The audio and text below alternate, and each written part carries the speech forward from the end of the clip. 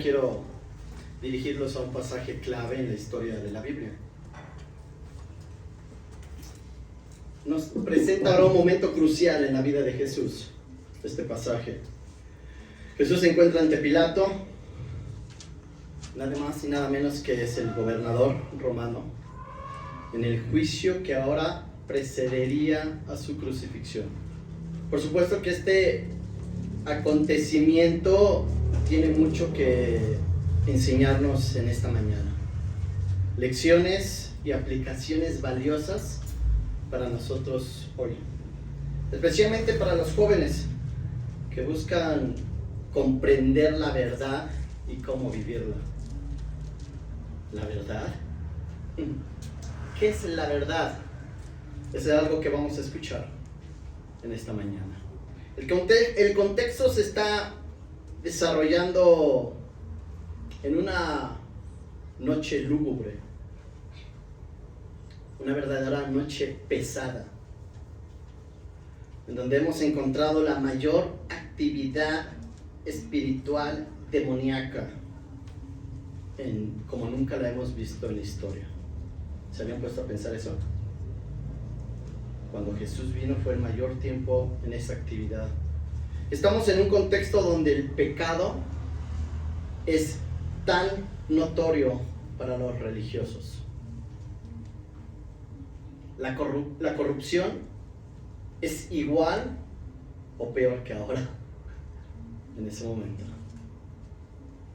En esa noche la gente se encuentra encerrada temprano. Viven bajo un tremendo sometimiento. Son un pueblo oprimido por los romanos.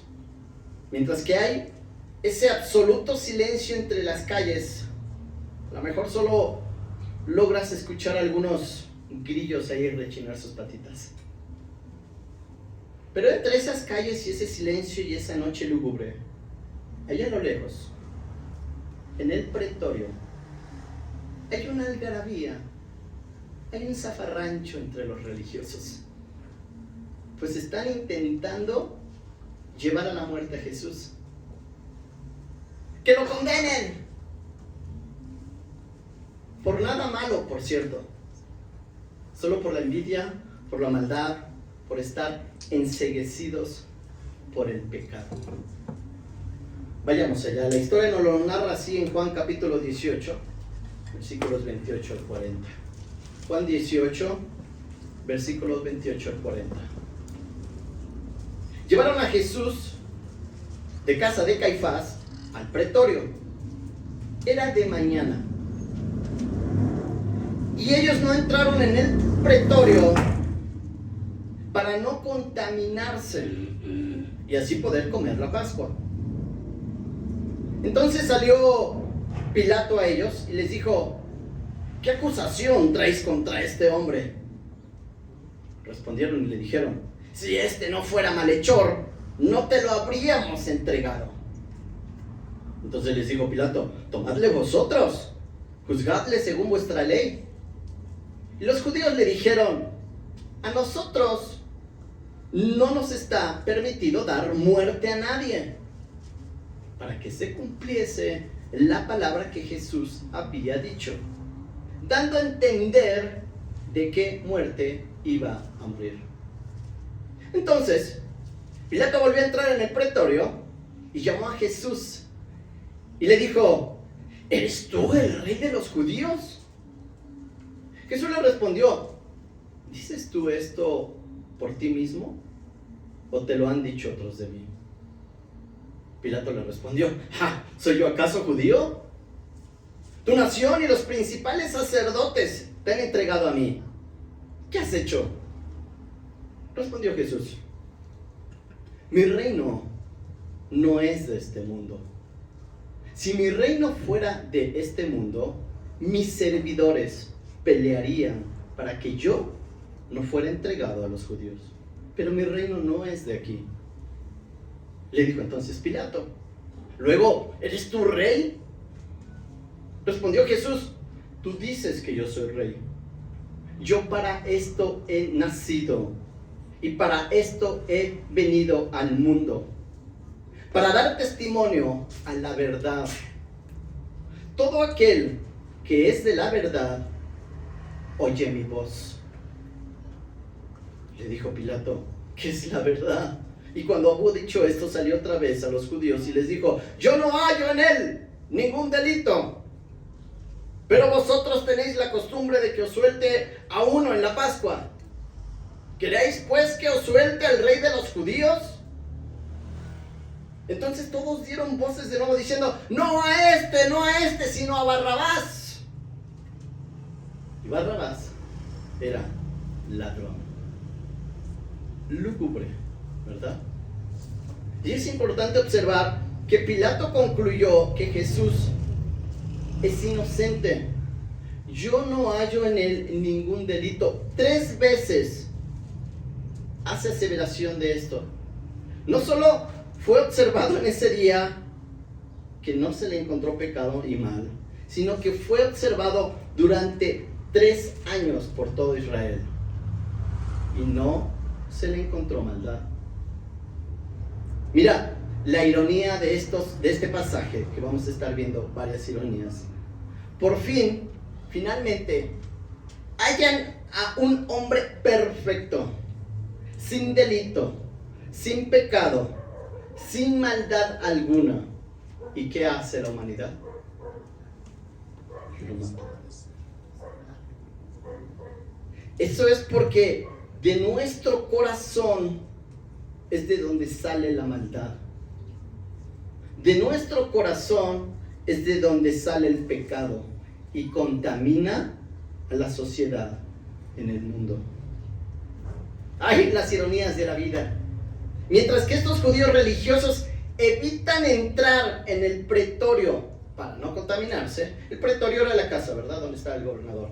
Para no contaminarse, mientras evitan entrar, mientras están tramando la ejecución de Jesús. Esto nada más nos muestra una descarada falta de pureza moral y espiritual en ellos. No hay ninguna coherencia entre sus preocupaciones externas por la pureza física o por lo que puedan decir de ellos o por la falta de integridad, y no hay esa coherencia con esa falta de integridad interna con sus acciones. Sepulcros blanqueados, alguna vez se los dijeron, y bien que se los dijeron, ¿verdad? Esto me enseña esta historia, la increíble tensión que hay entre las reglas, entre los rituales externos y las prácticas religiosas. Esto me enseña esta tensión que hay entre estas cosas y la pureza interna que Jesús representa. Jesús es la personificación de la verdad y la justicia, que obviamente contrasta, ¿verdad?, con esa aparente piedad que algunos queremos demostrar tristemente. ¿Qué acusación traen contra este hombre?, pregunta Pilato. Si no fuera un malhechor no te lo traeríamos. Pero no le están respondiendo a su pregunta. No le dicen la acusación. Por supuesto, ¿qué le podrían decir? Le dio vista a los ciegos, resucitó personas, enseñó sobre el reino de Dios, amó tanto a los cobradores de impuestos y a las prostitutas. No sé, ¿qué le pueden achacar? Es la palabra. Pero cuando le comentan que ellos no pueden matarlo, ahí cambia la cosa. Pues, ¿qué hizo este hombre para merecer la muerte? Por cierto, una observación, cosa que no era del todo cierto, el que no les era permitido matar, porque en realidad podían hacerlo según sus leyes, por varias cosas. ¿Recuerdas la mujer encontrada en adulterio? ¿Recuerdas cuando quieren tirar a Jesús en un despeñadero? Entre otras cosas, podían hacerlo, pero no de la manera romana. La ley romana no permitía que los judíos crucificaran a nadie. Así que el mejor motivo fue decirle a Pilato, pues que Jesús se hace pasar por rey. Entonces ahí sí hay problemas. Ahí sí se despertó el interés del gobernador. Recuerden que solo hay un rey, y es el César. Entonces ahí comienza Pilato y Jesús a entrar en una acalorada plática. ¿Qué has hecho?, le pregunta Pilato a Jesús. Pero mira cómo le responde Jesús. Mi reino no es de este mundo, versículo 35 y 36. Su reino no es de este mundo. Importante notar que Juan usa esta frase 13 veces en el Evangelio. Su reino no es de este mundo. Y lo utiliza 2 veces en sus cartas. ¿Por qué es tan importante eso para nosotros? Pues nos hace saber, y le hace saber a Pilato, que su reino no se origina aquí en la tierra, y que no es como los reinos de la tierra. Su reino es espiritual y es todo amor. Un ejemplo lo encontramos aquí mismo en Juan capítulo 15. Ahí versículo 19. Jesús le dice a los discípulos en Juan 15, 19: si fueran del mundo, el mundo les amaría como si fueran de ellos. Pero como no eres del mundo, porque Él te eligió del mundo, por lo tanto, el mundo te odia. Igual encontramos la misma enseñanza en Primera de Juan capítulo 4, versículos 5 y 6, en donde Juan le dice a esos falsos maestros: ellos son del mundo, por eso hablan del mundo, y el mundo los escucha. Nosotros somos de Dios. El que conoce a Dios nos escucha, pero el que no es de Dios no nos escucha. Tan sencillo, ¿verdad? Jesús nos da un ejemplo todavía específico de cómo su gobierno real no es como los reinos de este mundo. Si mi reino fuera de este mundo, mis siervos habrían estado luchando. Y eso me sugiere que su reino no es apoyado por cualquier arma de este mundo que pudieras imaginarte, por cualquier apoyo de este mundo. Algún día Él va a venir, como lo dijo bien mi hermano, como lo dijeron bien, vendrá de nuevo y vendrá con poder. Pero su poder no es de este mundo, es de Dios. Si ustedes recuerdan ahí en Apocalipsis cuando se presenta, ahí está todo aquel que queda con vida está siendo convocado a Israel. ¿Por qué? Porque le van a hacer guerra a Dios con todo el armamento, ¿verdad? Ustedes leen la historia en Apocalipsis, todo el armamento habido y moderno por haber que pueda destruir algo, todos convocados en Israel. Pero ¿qué dice la palabra en Apocalipsis cuando se presenta Jesús? Tan solo abrió su boca y fueron consumidos todos. Porque su reino no es de este mundo y su poder no es de este mundo. Versículo 37, por eso yo dice: yo para esto he nacido y para esto he venido al mundo, para dar testimonio a la verdad. Todo aquel que es de la verdad oye mi voz. Entonces la pregunta es: ¿qué es la verdad?, le dijo Pilato. Y aquí es donde se pone seria el asunto. La verdad. Tanto que los jóvenes anhelan eso, ¿verdad? Cuando uno es joven, ¿qué es la verdad? En realidad, no nos gusta escuchar la verdad. Hay ironías de la vida, ¿verdad? En este pasaje, mientras Pilato pregunta ¿qué es la verdad?, tiene frente a él a la personificación misma de la verdad. Otra ironía más en el pasaje. Hay ironías de la vida. que mientras que Jesús es la personificación misma de la verdad, está enfrentándose a un juicio de injusticia y corrupción. ¿No es irónico? La verdad, ¿quieres la verdad? La verdad es que tú y yo fuimos partícipes de llevar a Jesús a la cruz. Pues era necesario que muriera por nosotros, por tus pecados y por los míos. Esa es la verdad. La verdad es que eras un cojo, un tullido, un ciego, un paralítico. Pero era necesario esa verdad para que Él diera su vida por ti y pudieras tener vida. La verdad.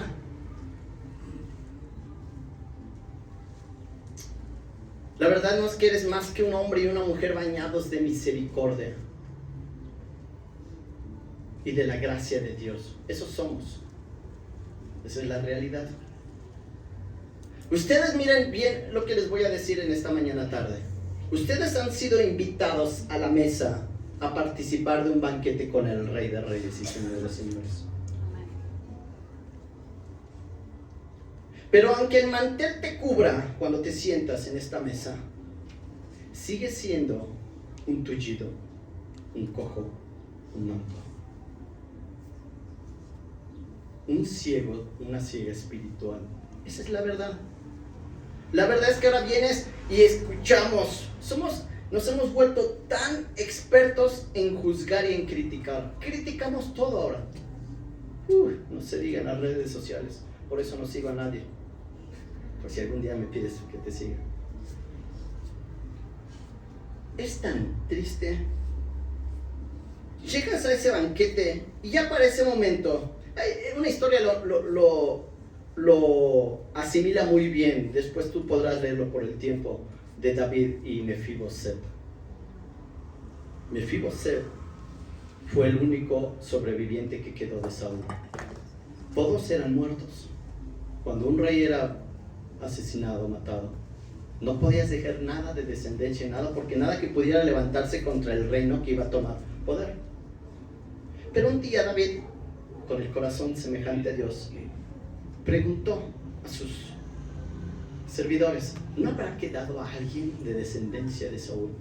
Y ahí entre un sirviente que había servido a Saúl. Dijo: sí, mi señor y mi rey, hay alguien. Ahí entre los barrios bajos, escondido, ha pasado su vida miserable. Imagínate, no podía caminar. En ese tiempo no había una silla de rueda, ¿verdad? La pobreza y la miseria en donde vivía. Además de que con el temor toda su vida de que alguien lo fuera a descubrir para asesinarlo. El único que había quedado con vida. Pero este hombre sí. ¿Cuál era la intención de David? David es el rey. Quiere invitarlo. Quiere cumplir la promesa que le había hecho un día a su padre. Su padre era el hijo de Saúl. No era Mefiboset, no era el hijo de Saúl. Era el hijo del hijo de Saúl, que era Jonathan. Entonces era el nieto de Saúl. Y quería ser de bendición, como Dios quiere ser de bendición para nosotros. Y quería hacerlo partícipe del reino, como Dios quiere hacernos partícipe del reino. Así que la historia nos dice, para no hacer la historia larga, finalmente lo traen, le dan las mejores vestiduras. Hombre pobre, miserable, que vivió allí en el lodo, en una cueva, no lo sé.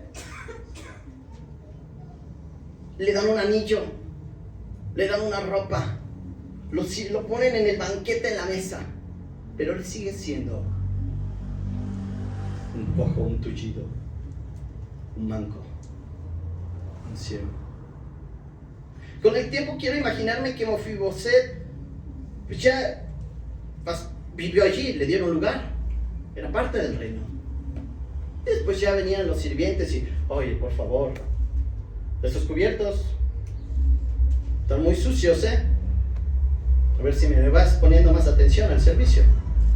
Pues es uno de los príncipes ya. Estos servilletas, ¿qué pasó? Llego y el servicio está muy malo, la música, por favor. Estos músicos, qué malos que son. Se le ha olvidado que cuando lo quitan de la mesa, Él sigue siendo un ciego, un cojo, un tullido, un manco. Esa es la verdad. Cuando tú vienes aquí y te has vuelto una experta, un experto en juzgar este lugar, a la iglesia, a tu hermana, a tu hermano, se te ha olvidado que sigues siendo un ciego, un cojo, un manco, un tullido, y que solo por la gracia de Dios has sido invitado a este banquete hoy. ¿Me explicó? Tan solo unos segundos.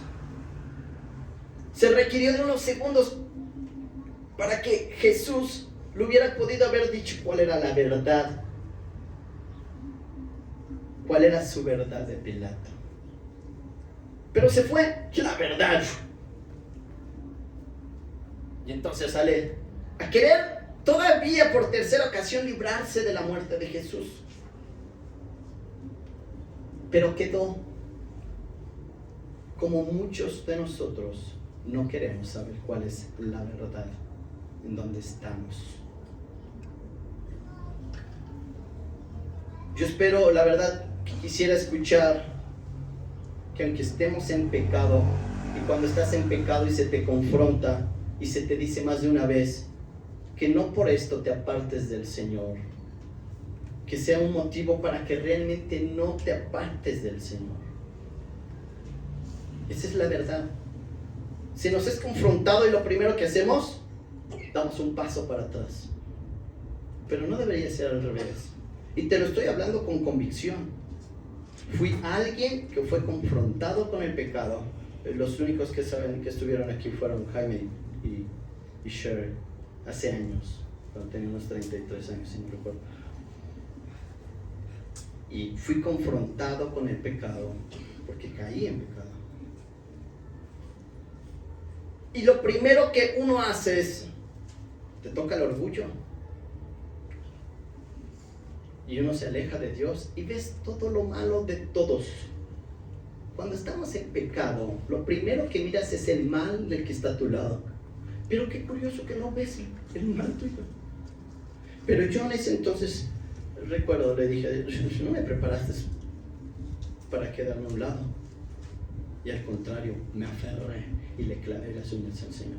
Tan solo unos segundos necesitó Pilato para haber escuchado la verdad. ¿Cuál era su verdad y quién era la personificación de la verdad? Y yo quiero confrontarte en esta mañana tarde. Que la verdad te va a doler. No nos encanta escuchar la verdad. La palabra misma, no vas a ella y no la lees. ¿Sabes por qué? Porque te confronta con tu pecado. ¿No es así? Porque te hace ver la mugre que eres. Si los ofendo, esa es la verdad.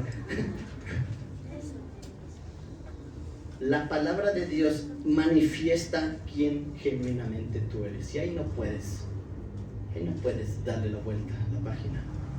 A Dios nadie puede mentir.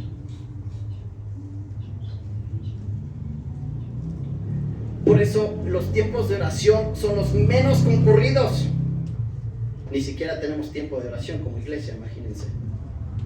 Da vergüenza, ¿no? Esa es la verdad en donde estamos. Ni siquiera en los tiempos de evangelismo, cuando vamos, acudes. Esa es la verdad. Y da vergüenza. Ese es donde te encuentras, es la verdad. Pero no queremos escuchar la verdad. Hemos llegado a la mesa y ya nos sentimos tan príncipes, tan princesas, que por favor, el sonido de esta iglesia, a ver si cuando le van mejorando un poquito, ¿no? El sonido. A ver si así, pues pónganle un cojincito, no sé, algo más cómodo. Nos hemos vuelto tan críticos y se nos olvida que sigue siendo una manca, una tullida, un ciego, un paralítico. Pero que solo por la gracia de Dios fuiste invitado al banquete. Pero mi intención en esta mañana no es aplastarte y venirte a dejar. Jesús vino para revelarnos la verdad y hacernos saber que en esa verdad su reino ya estaba aquí en la tierra.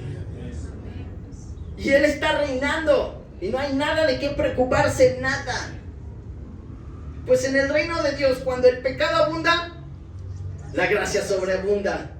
En el reino de Dios, cuando nosotros requerimos de algo, tenemos en los lugares celestiales, nos dice Efesios, toda bendición espiritual. ¿Y solo qué necesitamos hacer? Tomar de ella. Mientras que en la tierra las personas enfrentan una vida sin cobertura y sin poder, en el reino de Dios cada mañana se nos busca vestir con la armadura de Dios. En el mundo las personas exigimos justicia.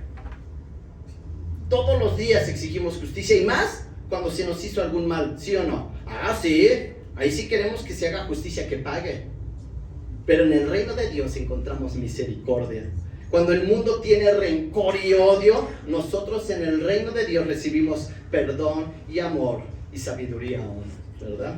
Cuando en el mundo hace falta esta sabiduría celestial, en el reino de Dios nos dice 1 Corintios, fíjate nada más lo que nos dice en 1 Corintios 2, dice que tenemos la mente de Cristo, ya la tienes. Que no la uses es otra cosa. Mientras que en el mundo andan sin dirección, sin propósito, sin esperanza, cuando andan según sus lascivias, según sus intenciones pecaminosas, ¿qué nos dice? Que en el reino de Dios tenemos la iglesia que nos cobija, nos cubre con una capa de oración. Ya tendremos más tiempos de oración, ¿verdad? Y nos cubre con ese ánimo, nos da la dirección espiritual. Mientras que en el mundo viven sin esa cobertura. En el reino de Dios encontramos justicia. Cuando en el día a día en la sociedad se ha cubierto en todas las áreas de corrupción y de guerras, ¿no es así? En el reino de Dios tenemos una transformación radical, espiritual, física, social, llena de paz. En el reino de Dios tienes un futuro prometedor. Dios reina. Ya no el hombre y sus propias intenciones, sino Dios reinando, gobernando con justicia. En el reino de Dios vas a experimentar a plenitud lo que es la rectitud, lo que es la verdad, lo que es el amor genuino, lo que es la paz, que en el mundo no vas a encontrar. Por eso es que somos tan bendecidos. Padre, gracias. Gracias. Somos tan dichosos y tan benditos. En medio de ese juicio no encontramos esa justicia, ¿verdad? Pareciera ser. Pero Dios estaba en control de todo ello. Descubriremos que la verdad de Jesucristo va a desafiar cualquier condena terrenal. Tranquilos, tranquilas. Él ya venció. Y esto me enseña algunas cosas que quiero dejarte en esta mañana. Esta historia. En lugar de que te enfoques, hay algo que nunca he aceptado en las iglesias. Es esa burocracia de iglesia.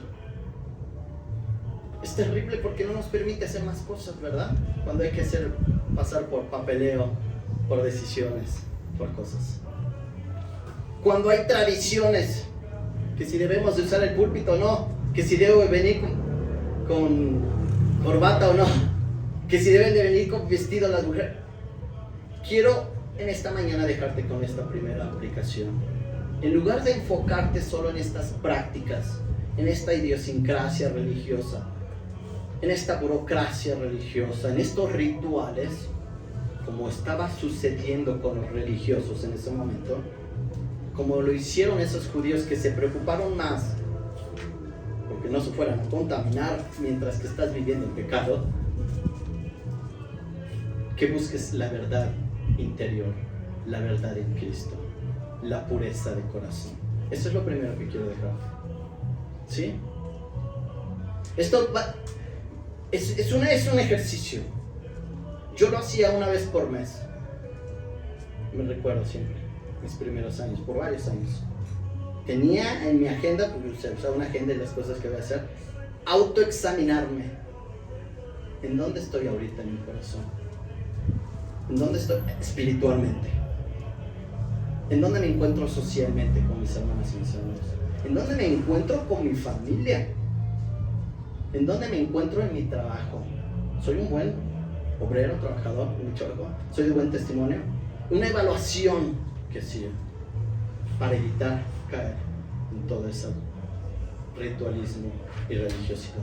Lo segundo que quiero dejarte en esta mañana, al igual que Pilato enfrentó ese dilema ético, los cristianos nosotros debemos de esforzarnos por actuar con integridad. Iba a comenzar esta prédica haciéndote esa pregunta. ¿Creen ustedes que durante el tiempo en la historia de la iglesia ha mejorado? ¿Ha crecido más la iglesia o menos? ¿Qué dices? No se las hice en el inicio, pero se les hago ahora. Lo poco de conocimiento que tengas de la iglesia, ¿qué piensas? ¿La iglesia creció más? ¿La iglesia tiene mayor impacto en el mundo? ¿La iglesia es más madura? ¿Tiene voz y voto en el Congreso, en el gobierno, en la escuela, en tu hogar, en los vecinos? ¿O es lo contrario? ¿O vamos de picada? ¿Qué dices? Quiero escucharlos. ¿Solo es un sí o no?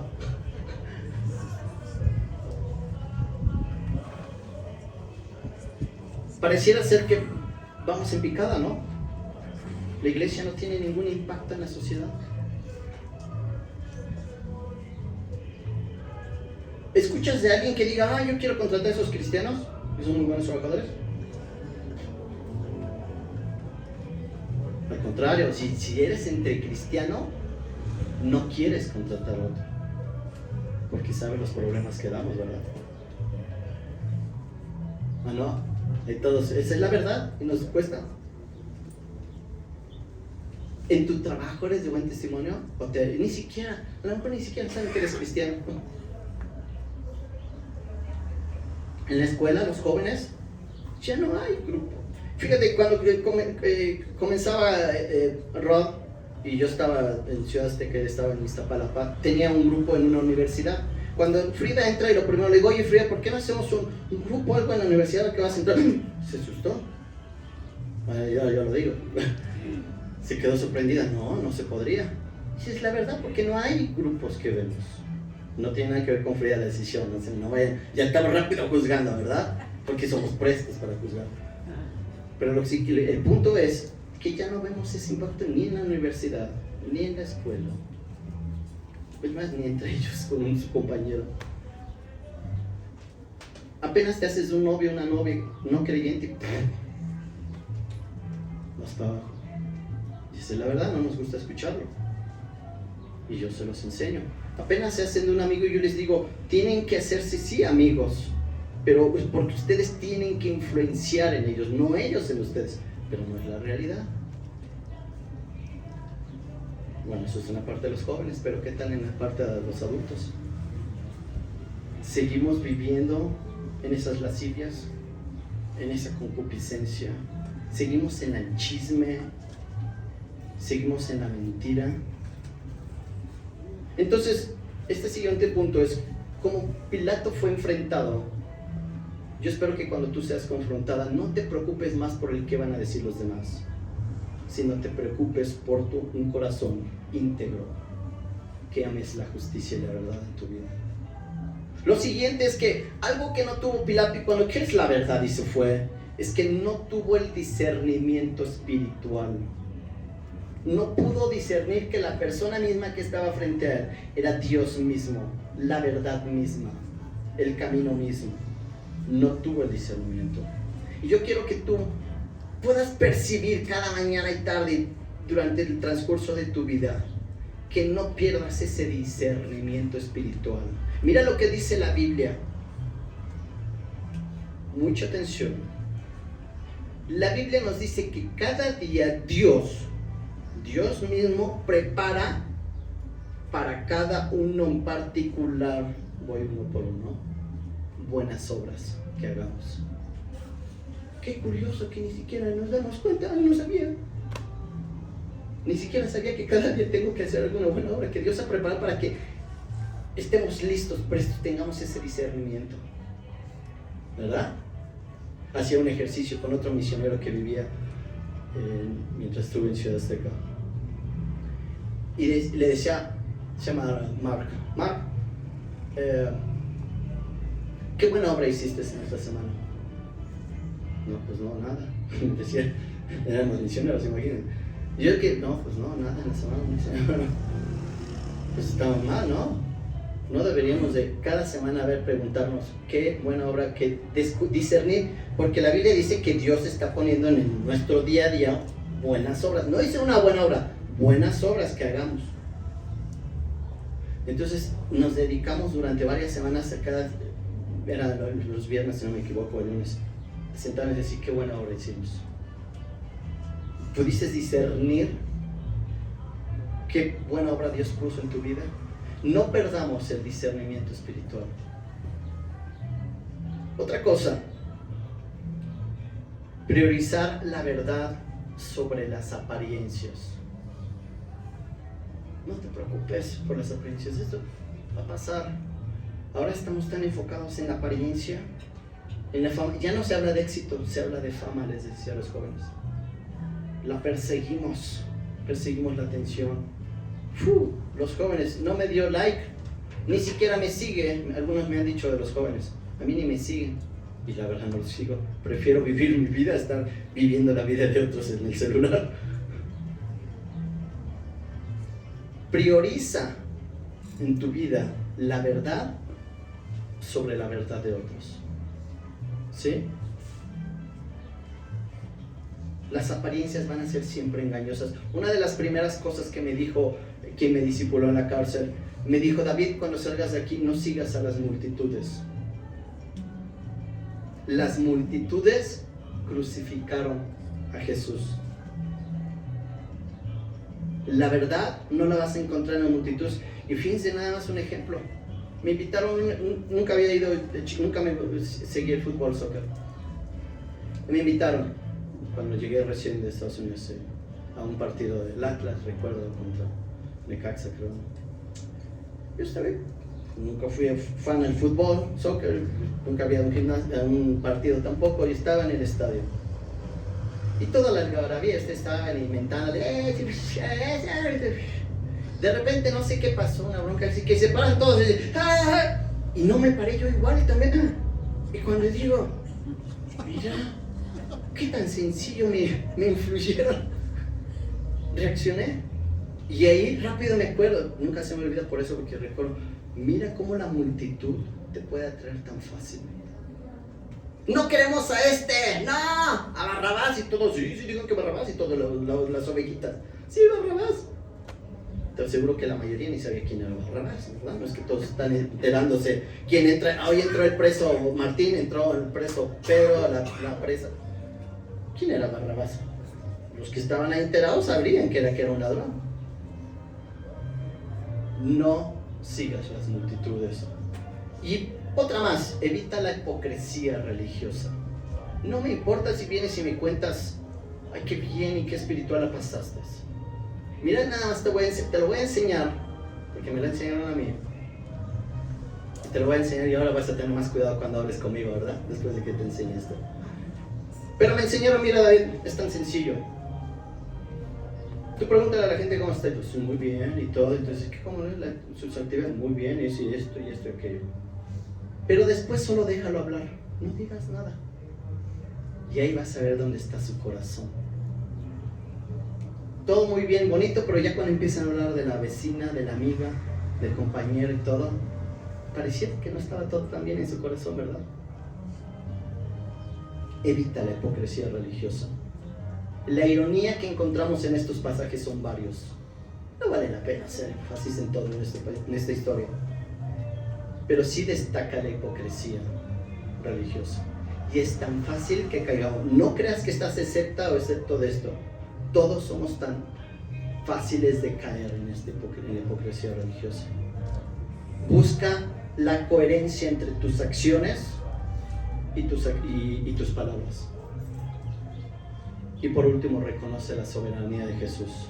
cosa que no hicieron. No tuvieron en ese momento la gente que estaba alrededor de Jesús, no tuvo el discernimiento, la capacidad, aunque días antes le habían ovacionado, aunque lo habían visto durante 3 años hacer milagros, no pudieron reconocer la soberanía de Jesús.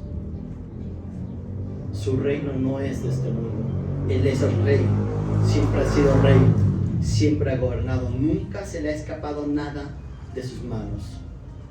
De hecho, Él planeó quién iba a escoger esos clavos. Él planeó quién iba a ser ese romano que le iba a clavar. Él planeó quién iba a ser ese hombre que iba a estar en el camino, que le iba a ayudar a cargar la cruz. Él planeó cada detalle de su muerte, nada se le escapó. ¿Por qué razón lo planeó así? Así le preguntaremos cuando estemos en el reino con Él.